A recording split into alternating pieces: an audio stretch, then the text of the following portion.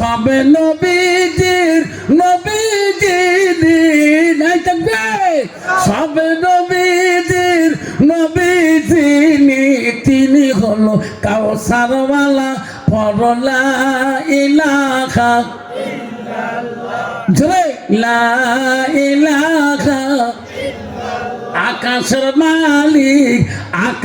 মালিক যে আল্লাহ জমিনের মালিক সেই আল্লাহ পরলা ইলাহা চন্দ্রের মালিক যে আল্লাহ সূর্যের মালিক সেই আল্লাহ পরলা ইলাহা লা ইলাহা রিজকের মালিক যে আল্লাহ মৌতের মালিক সেই আল্লাহ পরলা ইলাহা জোরে লা ইলাহা জান্নাতের মালিক যে আল্লাহ জাহান্নামের মালিক সেই আল্লাহ পরলা ইলাহা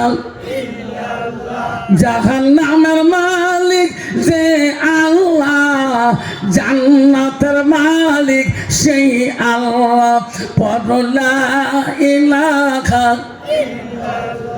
জয় লা ইলাহা লা ইলাহা ইল্লাল্লাহ মুহাম্মাদুর রাসূলুল্লাহ মুহাম্মদে কম সাল্লাল্লাহু আলাইহি ওয়াসাল্লাম।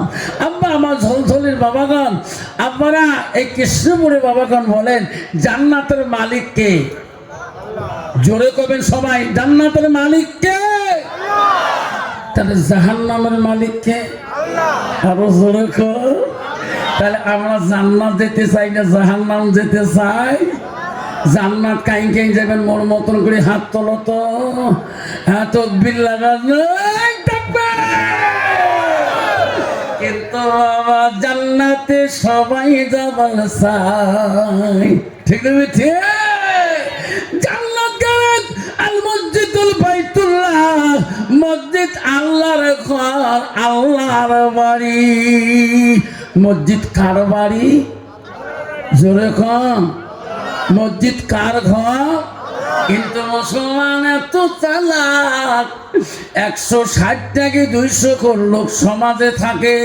তোমার সমাজের কয়েক লোক জানি না, কতগুলো সমাজ আছে 250 ঘর 150 ঘর, কিন্তু নামাজের বেলা ওই বুড়ে কয়টা, ঠিক না বেঠি? আমার সমাজ এমন 120 ঘর লোক নামাজ পড়ি, 7 জন 6 জনের বুড়ে কয়টা, ওই মাঘ মাসে যায় কেউ ছটা দিনে থাকবো থাকলে নাই। মনে মনে কয়লে কি জান্নাতের টিকিট বাহির গুলে পাইছি নাকি নে? যেরকম ঠিক না ঠিক? কারণটা কি? কারণ কি বুঝাবেন নাকি?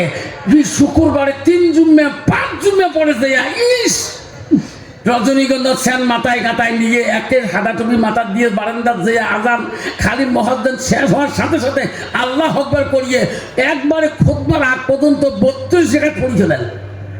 এত নামাজ পড়লো গেলে তুই মেলা দিন পরে আসলো না ইয়মাল জুমায় খোঁজকে গরিবের একটা হজরের দিন তুই কোন নামাজ পড়লো এত বলে মেলা দিনের নামাজ পাগলা।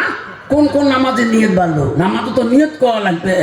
হুজুর মুই তো নিয়ত জানাল না, সেটাই কে শেষ দাদিস কোন সুরিয়া করলো? হুজুর মুই তো সুরিয়া জানাল না, মুখ দিয়ে নড়বা নাচছি, তোমার আলের মানুষের মুখ নড়ান না, ওই জন্য মুইও মুখ নড়া। ঠিক না মিঠে? কতদিন চলিবে এইভাবে, যেদিন ডাকে পড়িবে কবরে। কতদিন চলিবে এইভাবে, যেদিন ডাকে পড়িবে তোমার কবরে। এমন জায়গায় যাইবির সোনা, এমন জায়গায় যাইবির সোনা, যে জায়গায় নাই বাতি। এমন জায়গায় যাইবির সোনা, যে জায়গায় নাই সাথী, ঠিক না? ঠিক পৃথিবীর সব জায়গায় ভিসা নিয়ে মালয়েশিয়া যাও, আমেরিকা যাও, অস্ট্রেলিয়া যাও, সারা পৃথিবীর জমিনে ভিসা নিয়ে বেড়াতে পারবা। বাড়িতে আসি বিবির সাথে কথা বলবা, ছেলের সাথে কথা বলবা, নাতি নাতি বুকে নিয়ে বোন ভাই করে ডাকবা। কিন্তু কবর নামে ভিসা যেদিন হবে সোনা, আর কোনোদিন তুই বাড়িতে আসতে পারবা না। ওই কবরে যেদিন তোর ডাক পড়িবে, দুনিয়ার ভিসা আর কোর খাটবে না। যেরকম ঠিক না ভাই? ঠিক। এই কথা যদি মুসলমান ভাবতো, তাহলে মুসলমান কোনোদিনও মুসলমানের তো হারাইতো না, মুসলমান কোনোদিন মদ খাইতো না, মুসলমান কোনোদিন গাঞ্জা খাইতো না, মুসলমান কোনোদিন সুদ খাইতো না, মুসলমান কোনোদিন তাস খেলাইতো না। যেরকম ঠিক না ভাই? ঠিক। আমার আসামে আছে বাবা, ইস এক গেলা যদি খাইছে পাগলা কুত্তে, খালি ঢোলে সাইকেল কাটতে আনবা এতে পুষ্কর কিরা কি কামার আরা বয়া ঠিক আছে, কামার রাজা বন গয়া, রাজা বনি গেছে। কি বাবা রে, কি যে খায় বাবুর মাথা কাম করে না। মুসলমান মদ খাওয়া বন্ধ করে দেব, মুসলমান সুদ খাওয়া বন্ধ করে দেব, মুসলমান নেশার ট্যাবলেট খাওয়া বন্ধ করে দেব, মুসলমান গাঞ্জা খাওয়া বন্ধ করে দেব, মুসলমান তাস খেলা বন্ধ করে দেব। সারা পশ্চিমবঙ্গে, সারা আসামের জমিনে তাসের দোকানে তাস বিক্রি হবে না, তাসের কোম্পানি পর্যন্ত বন্ধ হয়ে যাবে যদি মুসলমান তাস খেলা বন্ধ করে দেয়। কেন করে না? ওই মুসলমান তুমি রে, তুমি মুসলমানের খাতায় নাম পেয়েছো। আল্লাহ বলছে ইন্নাল মুসলিমিনা ওয়াল মুসলিমাত ওয়াল মুমিনিনা ওয়াল মুমিনাত ওয়াল কানিতিনা ওয়াল কানিতাত ওয়াল সাদিকিনা ওয়াল সাদিকাত। আল্লাহ বলল, ও আমার বিশ্বাসী বান্দা বান্দিরা, আমার মুমিন বান্দা বান্দিরা, ও আমার আদেশকারী বান্দা বান্দিরা, ও আমার সত্যবাদী বান্দা বান্দিরা। কিন্তু বাবা আজকাল মুসলমান আল্লাহর হুকুম আদেশ মানে না। আল্লাহ নবীর কাছে আব্দুল্লাহ ইবনে মাসউদ হইতে হাদিসটা বর্ণিত আছে। আল্লাহ নবীকে প্রশ্ন করলো, কালান নবী সাল্লাল্লাহু আলাইহি সাল্লাম আইয়ুমা ইয়াহাব্বু ইলাল্লাহু তাআলা, নবী গো আল্লাহর কাছে সবচেয়ে বড় আমলটা কি, বড় বস্তুটা, ভালো বস্তুটা কি?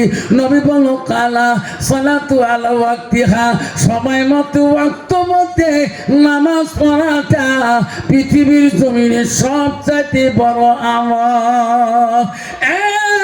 জলজলের বন্ধু, আহলে পাড়ার বন্ধু, কৃষ্ণপুরের বন্ধু, তুফানগঞ্জ সাব ডিভিশনের বন্ধু, ভালো করে শুনে রাখো বাপ, পৃথিবীর সব অলিদের অলি ছিল, সব আউলিয়াদের আউলিয়া ছিল, সব পীরদের পীর ছিল বাপ।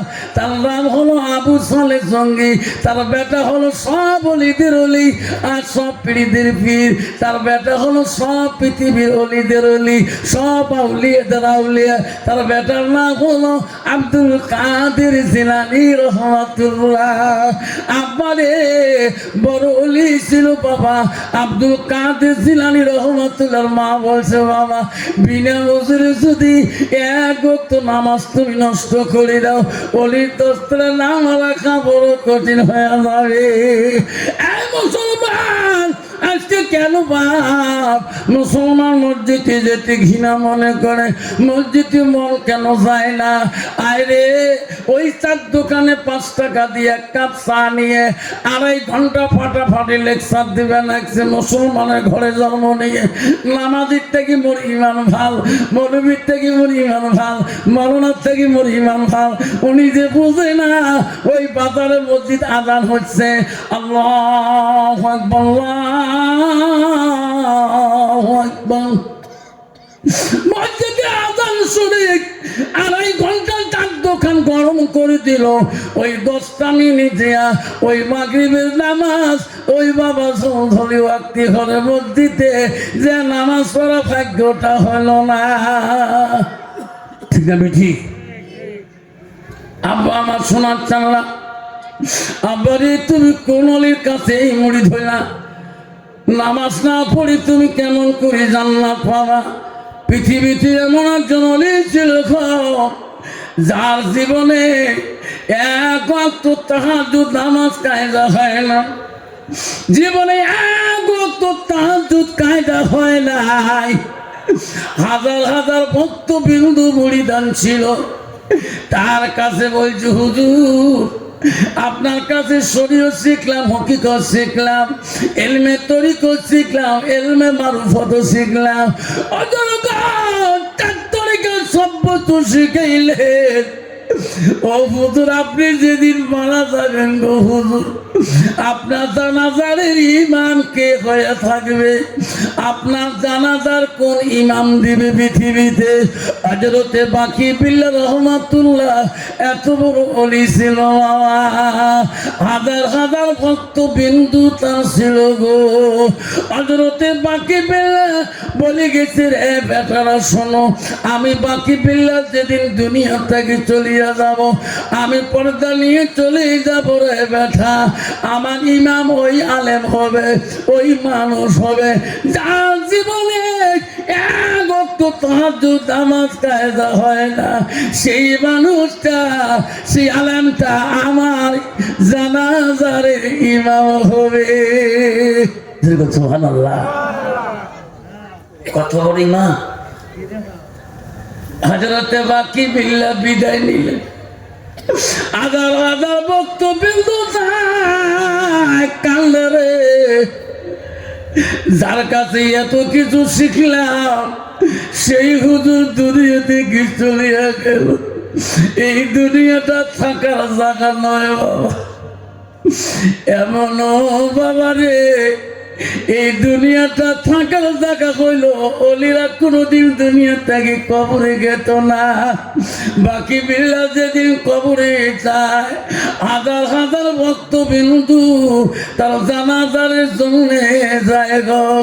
আয় রে, যে দেখে ভক্ত বিন্দুরা ওই জানাজারের কাতারে লাইন হয়ে আছে, ভক্ত বিন্দুরা কামড়ে আল্লাহ এই হুজুরের কাছে যত কিছু আমল করলাম আল্লাহ, আল্লাহ আমরা যাতে আমল করতে পারি আল্লাহ।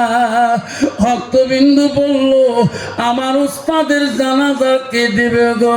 আমার উস্তাদ ওসিয়ত করে গেছে যার জীবনে এক ওয়াক্ত তাহাজ্জুদ কায়দা হয় নাই, ওই মানুষ আজকে আমার জানাজার ইমাম হয়ে যাবে।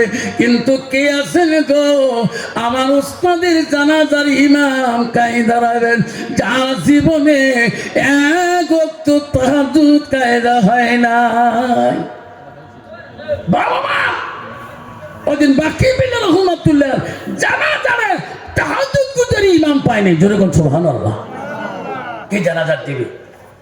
কেউ তো বুকে হাত দিতে পারে না যে আমার ওয়াক্তি নামাজ ক্লান্তি আছে। তাহাজ্জুদ তো দূরের কথা, তাহাজ্জুদ নামাজটা এত কঠিন নামাজ, আল্লাহকে আপন করা নামাজ। জোরে কোন সুবহানাল্লাহ।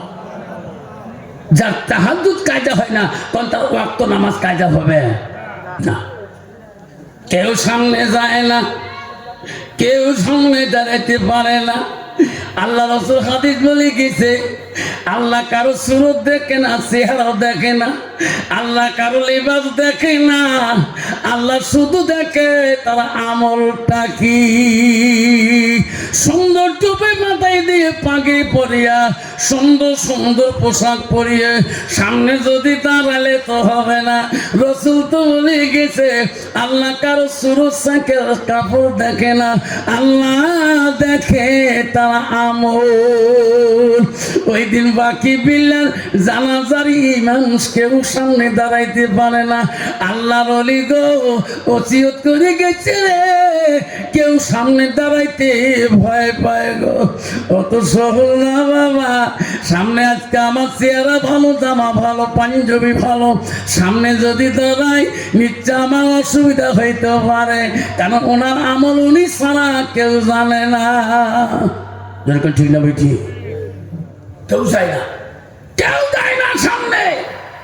ইমামের জায়গা খালি, বক্তব্যের লোক কান্দে আল্লাহ আজকে আমার উস্তাদের জানাজাকে দেবে। কোন ইমাম হয়ে হুজুরের ঈশা কাছে যেতে চায় না। ভক্তবিন্দু কান্দে রে। এমন সময় দেখে একটা মানুষ ঘোড়া পৃষ্ঠে জড়িয়ে ঘোড়া লাগাম জড়িয়ে তো দ্রুত বেগে আসতেছে হযরতে বাকি বিল্লাহ রহমাতুল্লাহ ওই লাশের সামনে আসি ঘোড়াটা খাড়া করে বলল, ভাই সবাই দাঁড়ে যাও, আমি হুজুরের জানাজা দেব। যেরকম সুবহানাল্লাহ। লোকটা চেনা যায় না, পর্দা লাগা খিলাফ লাগা। লোকটা আসিয়া হুজুরের সামনে দাঁড়িয়ে আরে তিন তকবীরে 4 তকবীরে যখন জানাজারে শেষ করে দিল, জানাজার পরিয়ে লোকটা লাফ দিয়ে ঘোড়ার পৃষ্ঠে চলি লাগাম ধরল। ভক্তবিন্দু দৌড়ে দেয়া ঘোড়ার লাগামটা টানি ধরল। হুজুর কোথায় তোমার বাড়ি, কি পরিচয় তোমার? আমার হুজুর ওসিয়ত করে গেছে যার জীবনে তাহাজ্জুদ নামাজ কায়দা হয় নাই তাই ইমাম হয়ে আসবে, তাই আমার উস্তাদের ইমাম দি জানাজা দিবে। আপনার কোথায় বাড়ি গো, কি পরিচয় তোমার? তোমার চেনা যায় না, মুখের পর্দাটা সারান। তখন বলছে, বেটা এ বেটা রে, আমার লাগাম ছাড়ি দাও, বেটা আমার লাগাম ছাড়ি দাও। আমি যে ওসিয়ত করে গেছি পূরণ করতে পারলাম না। আল্লাহ বলে দিয়েছে, বাকি বিল্লাহ রে, যা যা, তুমি যে ওসিয়ত করেছো ওই পূরণ তো আর হয় না। বাকি বিল্লাহ যা, আজকে তোর নিজের জানাজার ইমাম নিজে করতে হবে। এই কথা বলি ঘোড়ার লাগাম টানি নিয়ে লোকটা চলে গেল। সেকেন্ড লোকটা আর দেখা যায় না। পৃথিবীতে একজন অলি ছিল বাপ, নিজের জানাজার নিজে ইমামতি করছিল। সে অলি ছিল হযরতে বাকি বিল্লাহ রহমাতুল্লাহ।